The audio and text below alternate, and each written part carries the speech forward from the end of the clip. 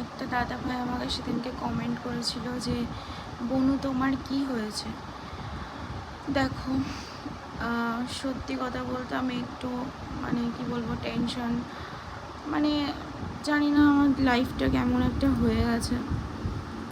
আজ আমার বিয়ে হয়েছে প্রায় 6 বছর হতে গেল, এই আগস্টে 7 বছরে পড়ে যাবে আর কি। তো আমি এরকম কোনো দিন গেছে, এরকম দিন গেছে আর কি, খুব কম হেসে খেলে বাঁচতে পেরেছি আমি। তার থেকে বেশি মানসিক যন্ত্রণা, কষ্ট, অত্যাচার, আমার জাত তুলে গালাগালি, আমার মা বাবা তুলে গালাগালি, আর জাত তুলে তো কন্টিনিউ গালাগালি দিতেই থাকে। একসময় আমার হাজব্যান্ডও ওদের ফ্যামিলির সঙ্গে যুক্ত হয়ে এরকম করেছে আমার সাথে, কিন্তু এই মুহূর্তে একটু ভালো আছে।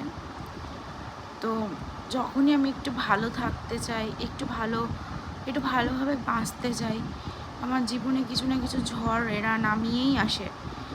আর এই 7 বছর, এই যে 7 বছরে পড়বে, এরকম দিন খুব কম গেছে আমার লাইফে যে আমি একটু হেসে খেলে এইখানে এই পরিবেশে বাঁচতে পেরেছি। তো দিনের পর দিনে অত্যাচারগুলো আমার হতেই আছে, হতে থাকে।